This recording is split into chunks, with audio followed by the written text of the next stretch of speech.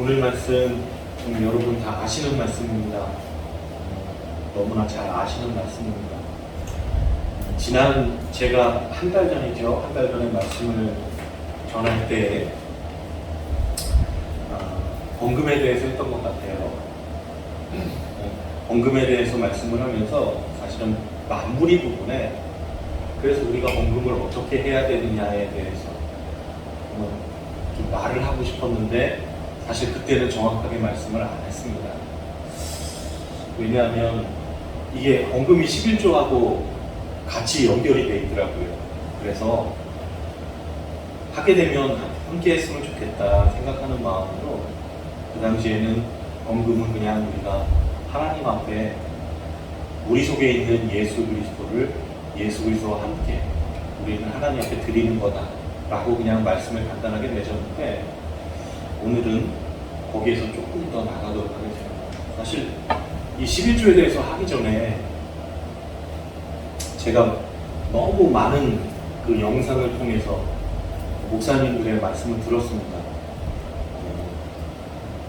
사실 저희가 기반으로 하는 설교가 김성수 목사님의 설교를 많이 기반으로 갖고 있기 때문에 다른 분들은 어떻게 말씀하시나, 특별히 어떻게 11조에 관해서 하는 것이 옳지 않다라고 우리하고 같은 생각을 갖고 계신 분들의 설교를 많이 들었어요.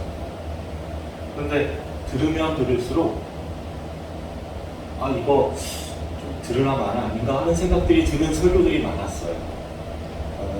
대표적으로 조정민 목사님 여러분 좀 잘 아실 겁니다. 굉장히 좋은 말씀이시고 저도 사실은 가끔 그분 말씀을 들으면서 즐겨 듣는 말씀인데, 이 11조에 관해서 말씀하실 때에는 같은 의견에도 불구하고 인본주의가 좀 살아있더라고요. 결국은 그래서 뒷부분에 들으면서 좀 실망을 했고요. 이번에 들으면서 김종국 목사님이라는 분이 있더라고요. 가수가 아니고 김종국 목사님. 이분도 원어를 가지고 설교를 하십니다.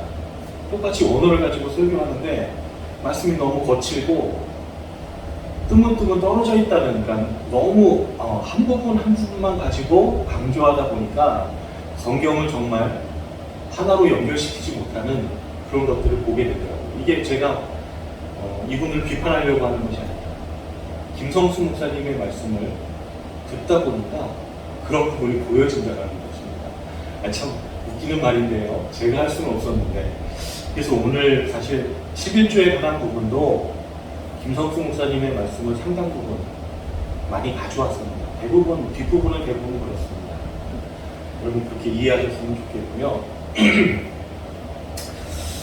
이 11조에 대해서 사실은 보면서 좀 간단하다고 처음에 생각했던 부분이 보면 볼수록 이거는 김성수 목사님이 말씀하신 것 이상의 것들이 있겠구나 하는 부분들을 자꾸 보게 됩니다.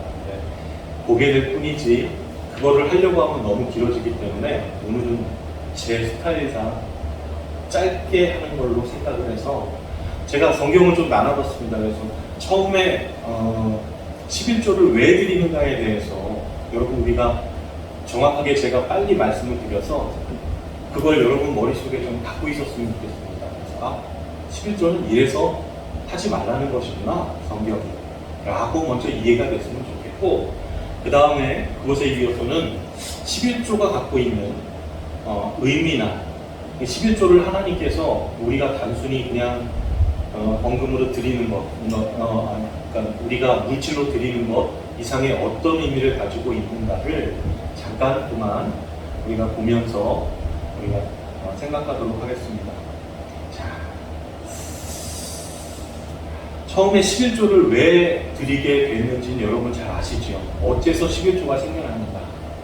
애굽에서 모든 장자를 하나님께서 죽이실 때 여러분 좌우 문설주와 임방에 어린 양의 피를 바른 집은 천사가 그 피를 보고 넘어갔던 그 사건, 6월절 사건 이후에 출애굽기 13장에 보시면 하나님이 이스라엘에게 약속한 가나안 땅에 들어가게 하시며, 들어간 게 아니라 13장에 그렇게 약속하십니다. 하나님이 곧 이스라엘에게 약속한 가나안 땅에 들어가게 하시면 이스라엘의 태에서 처음 난 것과 가축에 처음 난 것을 드려라. 수컷은 여호와의 것이다 하고 먼저 출애굽기 13장에서 먼저 말씀하십니다. 원래는 이스라엘의 모든 장자는 다 하나님의 것이라는 것입니다. 이제 그렇게 생각하면 평균 그 당시에 한 가족이 몇 명인지 모르겠는데 한 가족이 5명이라고 간단하게 치면 4명에서 그 레위인 한 명을 먹여 살려야 하는 구조입니다. 아주 벅차겠지요. 한 가족이 7명이라고 해도 평균 6명에서 1명을 먹여야 되기 때문에 그것도 좀 벅찬 구조인 것 같습니다. 그런데 하나님은 한 지파를, 그래서 한 지파, 레위 지파를 장자 대신에 선택하십니다. 뭐 그런 이유 때문은 아니겠죠. 그러고 보니까 이스라엘에는 야곱의 12아들이 있습니다. 요셉의 12아들은 그래서 이제 우리가 12지파 이렇게 생각하지만 요셉에게 2아들이 또 있지요. 그 에브라임과 므낫세. 12아들 중에 야곱의 12아들 중에 요셉의 아들이 2이기 때문에 13지파가 되어야 됩니다.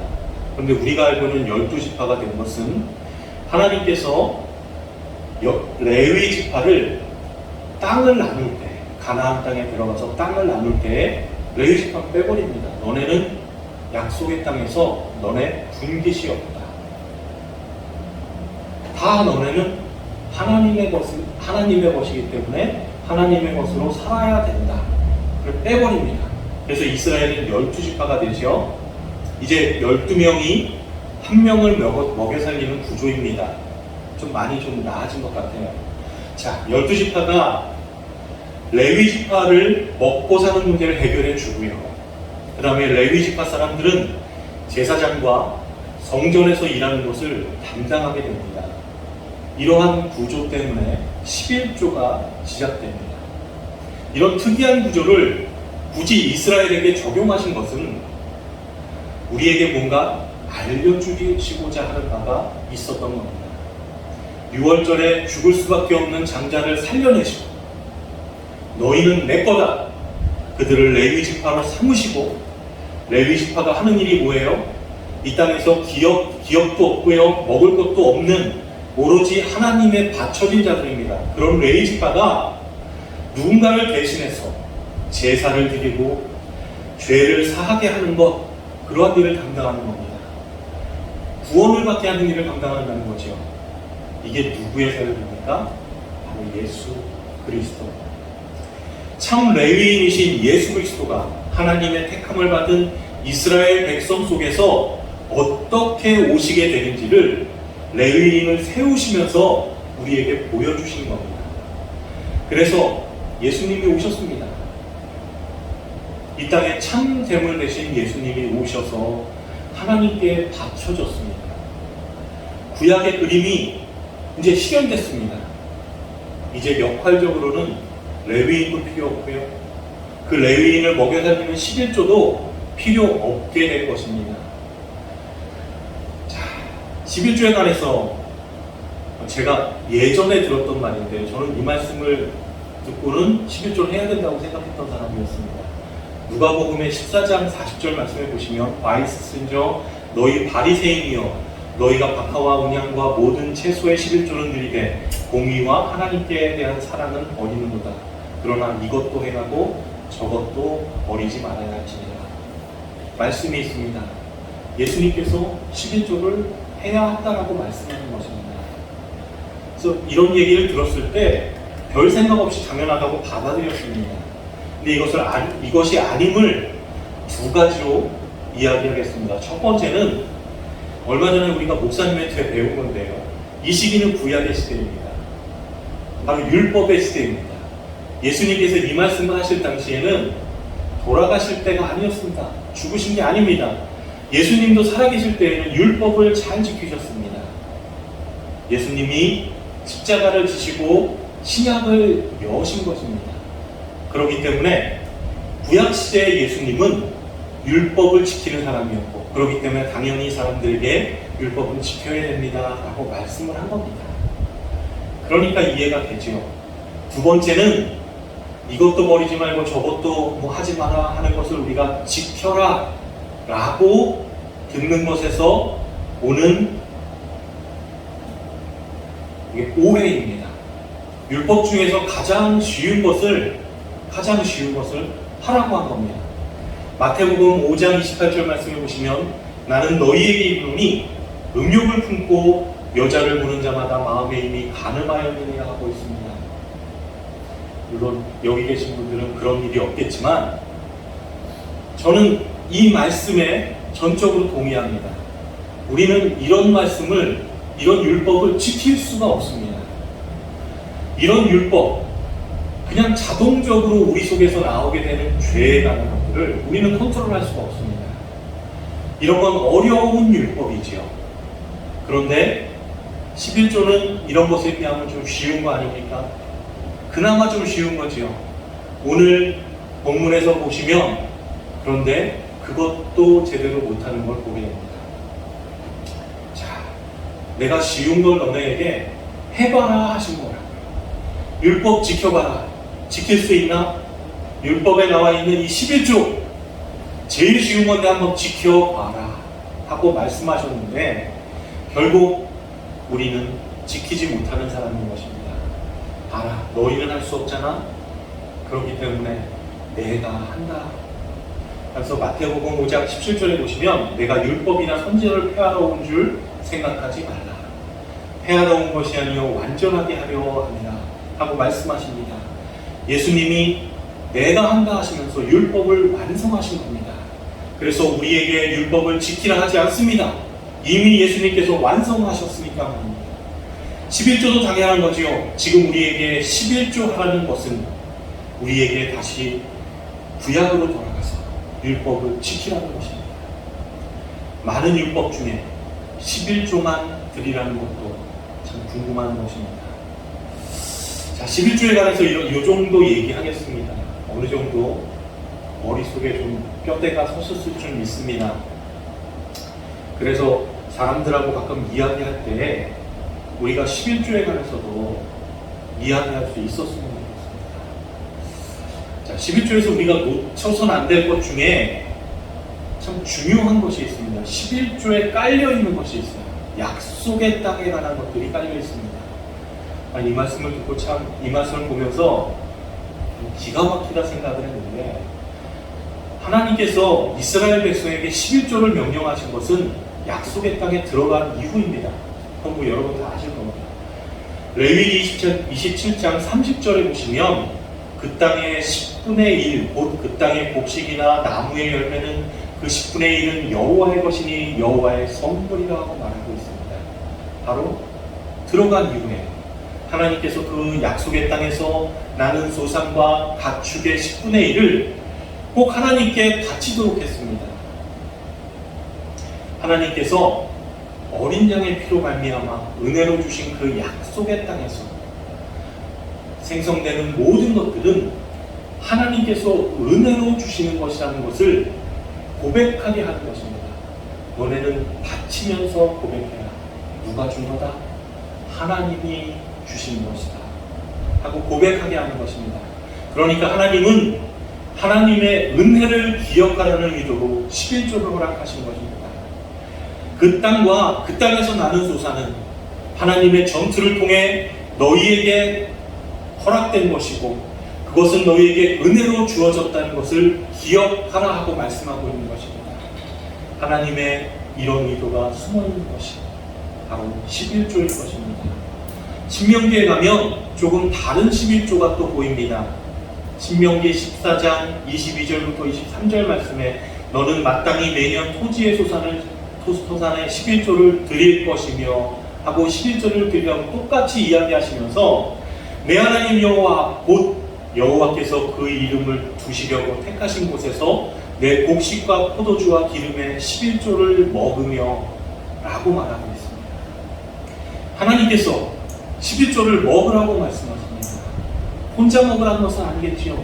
그의 모든 사람들, 모든 가족들, 그 다음에 친지들, 모든 동네 사람들 함께 먹으라고 말씀하시는 것입니다.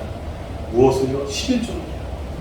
11조는 그 용도가 우리가 생각하는 것처럼 10분의 1을 드리는 레위인을 위해서 10분의 1을 드리는 것에서 끝나지 않고 하나님께서 은혜로 주신 것을 다시 하나님께 바침으로 그 모든 것이 은혜라는 것을 확인하고 그것을 자신과 권속들이 나누어 먹으면서 잔치를 벌이는 것이 바로 11조라는 것입니다. 잔치를 벌인다는 것은 뭔가 좋은 일이 있다는 것이지요. 자, 민수기로 넘어가면 여기서 앞의 말에 대해서 조금 더 한 발 나아가는 것을 보게 됩니다. 민수기 18장 12절 13절 말씀을 제가 읽겠습니다. 그들이 여호와께 드리는 첫 소산 곧 제일 좋은 기름과 제일 좋은 포도주와 곡식을 내게 주었은즉 그들이 여호와께 드리는 그 땅에 처음 익은 모든 열매는 내 것이니 내 집에서 정결한 자마다 먹을 것이라 하고 말하고 있습니다. 이 구절은 하나님께서 레위인들과 제사장들에게 그 모여진 그 11조를 관해서 어떻게 그 사용할 것인지에 대해서 설명해 주는 구절입니다. 레위인들은 이것이 없으면 먹고 살 수가 없었지요. 바로 그래서 이 11조는 상당히 중요한 것이기 때문에 하나님께서 이 11조에 관해서 어떻게 사용할 것을 이야기하고 계시는 것입니다. 그런데 하나님께서 그 11조에 관해서 얘기하시면서 그들의 분깃을 첫 소산이라고 표현합니다. 첫 소산은 여러분 장자나 이렇게 생각하시면 되는데요. 여기에 덧붙여서 하시는 말씀이 있습니다. 곧 제일 좋은 기름과 제일 좋은 포도주와 곡식이라고 덧붙여서 굳이 말씀하십니다. 그냥 첫 번째 소산, 첫 장자 이렇게 얘기하고 끝나는 것이 아니라 제일 좋은 것이라는 단서가 붙습니다. 그러니까 이스라엘이 하나님께 바쳤던 것은 단순히 제일 처음 익은 곡식, 그냥 제일 처음 태어난 짐승 이런 것을 드리는 것이 아니라 가장 좋은 것을 드려야 된다. 가장 좋은 것을 의미하는 것입니다. 자, 거기에는 그렇게 가장 좋은 것도 하나님의 은혜로 허락하신 하나님의 것이라며 그 뒤에 별로 안 좋은 것들, 이런 모든 것들도 모두 다 하나님의 것이라는 진한 고백이 담겨져 있습니다. 다른 말로 장자는 단순히 첫 번째 것을 나타낸다는 의미가 아니라 그 장자가 속해 있는 전체를 대표하는 것이고요. 자, 지금 이 말들을 가만히 종합해 보면 이러한 결론이 나옵니다. 하나님께서 은혜로 주신 것을 다시 하나님께 바치는 그 모든 것이 은혜라는 것을 우리가 확인해요. 그것을 자신과 그 원속들이 나누어 먹으면서 잔치를 벌이는 것이 11조라고 했습니다. 잔치를 벌이는 것은 뭔가 좋은 일이 있는 것이고요. 그것은 하나님께서 복을 주시는 것을 연상하게 됩니다. 하나님께서 다시 11조를 돌려주는 것이 복을 돌려받는 것이라는 얘기죠. 가장 좋은 것을 받고 있는 것입니다. 누가요? 11조를 드렸던 우리가. 그러니까 11조는 하나님께서 하나님의 백성에게 허락하시는 세상의 그 어떤 것과도 비교할 수 없는 가장 좋은 어떤 복을 받고 있다고 가르쳐주고 있는 것입니다. 자, 우리가 이 11조에 사는 가운데 장자하면 대표적으로 생각나는 것이 무엇이 있습니까? 우리가 6월절 아까 이야기한 것, 레위지파, 장자, 그걸 통해서 우리는 예수 그리스도를 생각할 수 있죠. 그러니까 은혜로 구원을 이루신 예수 그리스도가 우리에게 가장 좋은 복으로 오신다는 것입니다. 자, 인간의 악함은 이런 말씀을 들었던 이스라엘 백성들에게도 어김없이 나타납니다. 율법으로 11조를 온전히 드려라 들었던 백성들인데도 불구하고 구약시대의 사람들도 자기의 유익을 따라서 그 중요하게 생각해야 될 11조를 눈속임으로 하는 것을 우리 성경에서 보게 됩니다. 그래서 사사기에서는 11조가 거의 안 들어옵니다. 들어오면 저는 것, 금이 있는 것, 아주 약한 것들을, 이런 것들을 하나님께 드립니다. 그리고 레위 사람들이 이런 것들을 받게 되니까 먹고 살기가 너무 힘들어져서 그래서 사사기에는 레위 지파 사람들이 개인의 집에 흩어져서 무당 노릇을 하고요, 그것을 통해 밥벌이를 하는 내용이 나옵니다. 그래서 하나님께서 보시기에 얼마나 가슴 아프셨겠습니까? 내가 너희에게 가장 좋은 복을 준다고 했잖아. 그런데 너는 이것도 못 지키니. 그래서 말라기에서 구약을 받으시면서 내가 너희에게 11조를 하라는 것은 하늘의 복을 부어주기 위해서 예수 그리스도를 보낼 것을 상징하는 그 11조를 통해서 하나님의 은혜를 깨달으라고 한 것인데, 너희는 그것조차도 눈속임으로 하는구나 말씀하시면서, 너희가 정말 그 11조의 정신을 잘 알고 11조를 한다면 내가 너희에게 부어줄 복이 얼마나 엄청난 것인데 너희는 그것조차 하지 못하는구나 하고 통탄하시는 말씀이 오늘 우리가 읽은 본문의 말씀입니다. 제가 다시 한번 읽겠습니다. 사람이 어찌 하나님의 것을 도적질하겠느냐? 그러나 너희는 나의 것을 도적질하고도 말하기를 우리가 어떻게 주의 것을 도적질하였나이까 하는도다. 이는 곧 11조와 공언이니라. 너희 곧 온 나라가 나의 것을 도적질하였으므로 너희가 저주를 받았느니라. 만군의 여호와가 이르노라. 너희의 온전한 11조를 창고에 들여 나의 집에 양식이 있게 하고 그곳으로 나를 시험하여 나의 하늘문을 열고 너희에게 복을 쌓을 것이 없도록 굳지 아니하노라. 바로 이 말이 그런 의미인 것입니다. 너희는 그 11조의 정신을 알지 못하고 형식적으로 소득을 바치는 것으로만 11조를 오해했구나. 그래서 저는 것, 금 있는 것, 쓸모없는 것을 가져다 바쳐놓고는 나는 할 것 다 했다 한데 그것은 착각이다라고 말씀하고 계십니다. 그건 내가 원하는 11조가 아니다. 그래서 진정한 11조인 예수 그리스도를 보내시는 겁니다. 초반에 봤던 누가복음 말씀과 비슷한 말씀이 있습니다. 마태복음 23장 23절부터 24절 말씀에 보시면, 와 있으신 저 외식하는 서기관들과 바리새인들이여, 너희가 박하와 회향과 근체의 11조를 드리되 율법에 더 중한 정의와 긍휼과 믿음을 버렸도다. 그러나 이것도 행하고 저것도 버리지 말아야 할지니라 하시면서 24절 말씀에 맹인된 인도자여 하루살림을 걸러내고 낙타는 삼키는도다 하고 말씀하고 있습니다. 분명 율법을 잘 지켜야 하는 그들이 11조의 정신을 잃어버리고 형식적인 11조를 하고 있었던 것입니다. 왜 그렇습니까? 24절 말씀에 보시면 소경된 인도자들이었던 것입니다. 즉 다른 말로 말하면 가짜 목사님들이었던 것입니다. 그들이 하루살이는 걸러내고 낙타를 삼키는도다. 하루살이는 먹을 것이 없지요. 하루살이를 그 몇만 마리를 먹어야 배부를까요? 아무리 먹어도 배가 부르지 않은 것입니다. 그러니까 하루살이는 걸러내고 낙타, 살점이 많은 것만을 먹으려고 그렇게 사람들을 선동하고 이끌었던 것입니다. 11조의 정신이 무엇인지에는 관심이 없고 그저 11조를 해야 복을 받는다라고 가르쳤기 때문에 사람들이 곡식이나 짐승만 던져놓고 자기들이 할 일 다 한 것처럼 세상에 나아가서 세상 사람들과 똑같이 자기의 의를 자랑하고 죄 속에서 살았다는 것입니다. 오늘날 우리의 모습하고 똑같지 않습니까? 그런 썩어 빠진 정신이 형식적인 11조를 낳은 것입니다. 11조 하면 복 받는다. 그런데 주님께서 요구하시는 것은 의와 인과 신입니다. 하나님의 의와 자비와 믿음인 것입니다. 이게 다 뭡니까? 우리가 우리 속에서 낼 수 있는 것입니까? 하나님으로부터 은혜로 주어지는 것들을 이야기하는 것입니다.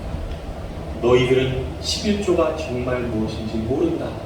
그러나 지금은 아직 11조가 완성되지 않았고 여전히 구약시대니까 이것도 하고 저것도 하라고 하신 것입니다. 갈라디아서 4장 5절, 4절, 5절 말씀과 10절, 11절 말씀을 보시면 때가 참에 하나님이 그 아들을 보내사 여자에게도 나게 하시고 율법 아래에 나게 하신 것은 율법 아래에 있는 자들을 속량하시고 우리로 아들의 명분을 얻게 하려 하심이라. 10절, 11절 말씀해 보시면 너희가 날과 달과 절기와 해를 삼가 지키니 내가 너희를 위하여 수고한 것이 헛될까 두려워하니라. 예수님께서 이 땅에 오신 것은 율법 안에 있던 사람들을 속량하고 아들로 삼으셔서 율법에서 벗어나게 하려는 율법을 폐하신 것인데, 말씀해 보면 다시 율법을 지키는 것을 사람들로 율법을 지키는 모습을 보면서 예수님이 하신 행동이 헛되지 않을까, 우리가 전하는 그 예수가 헛되지 않을까 두려워하고 있다라고 말하고 있습니다. 우리가 오늘날에도 그러한 율법에 얽매이는 있는 것이 바로 이러한 것입니다. 십자가 앞에서 또 양을 잡는 것과 다를 것 없다는 것입니다. 율법에는 안식일이라는 것을 금지하고 있습니다. 이스라엘에서는 현재도 율법을 잘 지키는 사람들은 엘리베이터 타는 것조차도, 몇 층을 누르는 것조차도 일하는 것이라고 해서 율법을 어기는 것이라고 생각하기 때문에 엘리베이터도 타지 않습니다. 그런데 안 탈 수가 없지요. 그래서 안식일에만 엘리베이터를 열어주고 층을 눌러주는 아르바이트를 하는 사람들이 있습니다. 물론 외국인들입니다. 이 얘기는 교수님을 통해 들었는데 본인이 이스라엘에서 유학할 때 그 아르바이트를 자주 했답니다. 주일 되면, 안식일이 되면 새벽에 일찍 나가서 엘리베이터에 앉아있다는 의자가 있어서, 자, 그러면 1층에 있으면 문을 열어놓고 기다리고 있고, 다른 층이 눌리면 올라가서 몇 층 가세요? 그럼 몇 층입니다. 말하면 그대로 눌러서 그걸 열어주고 닫아주고 하는 사람들이 있었다는 것입니다. 근데 우리는 이렇게 하지 않잖아요. 안식일을 안 지키잖아요. 구약시대의 613개의 율법과 현재는 몇 배로 늘어난 더 많은 율법들, 우리는 거들떠보지도 않으면서 유독 11조만 내야 된다, 11조만 지켜야 된다. 물론 교회 입장에 생각해보면 우리가 이해할 수 있는 부분이 있지요. 그리고 신자의 입장에 생각해도 이해할 수 있는 부분이 있습니다. 교회에선 헌금이 부족하게 되면, 재정이 부족하면 교회 돌아가는 것이 어렵기 때문에 그럴 수 있고요. 신자들은 본인들이 이것을 내면서 무엇을 생각합니까? 내가 이것을 내면 하나님께서 복을 주실 것이다. 하나님이 성경에서 약속하셨다. 복을 생각하면서 내게 되지 않겠습니까? 이러한 것은 다 헛된 기대일 뿐입니다. 모든 구약의 율법은 예수 그리스도 안에서 완벽하게 완성되었습니다. 그러면 이제 우리는 11조고 헌금이고 하나도 안 해도 되는가?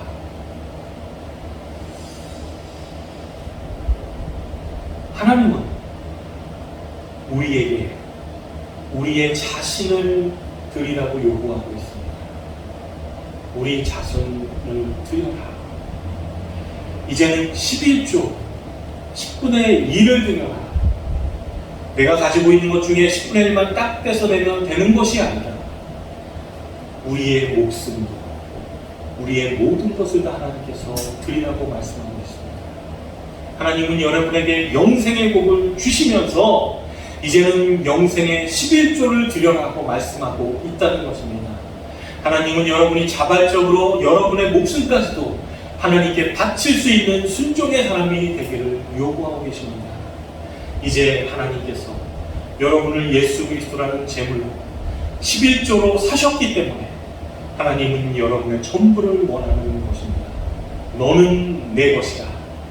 그래서 여러분들의 돈과 시간과 힘을 헛된 곳에 쓸 수 없게 됐습니다. 그리고 교회가 필요로 할 때는 나의 모든 것을 다 내어놓을 준비가 되어 있어야 합니다. 왜요? 십자가에서 이 땅의 것과 나는 이미 죽었기 때문입니다. 초대교회 때 성도들에게 사도들이 11조에 관해 한마디도 한 적이 있겠습니까? 없습니다. 그런데도 불구하고 그들은 11조가 아니라 자신의 전부를 드렸습니다. 하나님 앞에 전부 다 드리지 않았던 사람들은 드릴 준비가 되어 있었습니다. 그래서 자신의 연보를 가난한 곳에 드리게 해달라고 이야기할 수 있었던 것입니다. 11조와 헌금은 예수 그리스도를 선물로 받은 우리들, 우리 자신과 우리 자신 안에 있는 예수 그리스도를 하나님께 올려드리는 행위를 말하는 것입니다. 헌금을 하고 안 하고 이런 것을 우리는 따지기 전에 먼저 자기 자신이 예수 그리스도가 내 속에 있는지를 확인해 봐야 합니다. 그리고 그 예수 그리스도로 인해서 내가 하나님께 전적으로 완벽하게 순종할 준비가 되어 있는지, 나는 그러한 사람인지 우리 모두가 각자가 돌아보는 여러분 되시기 바랍니다. 우리 잠깐 기도하시겠습니다.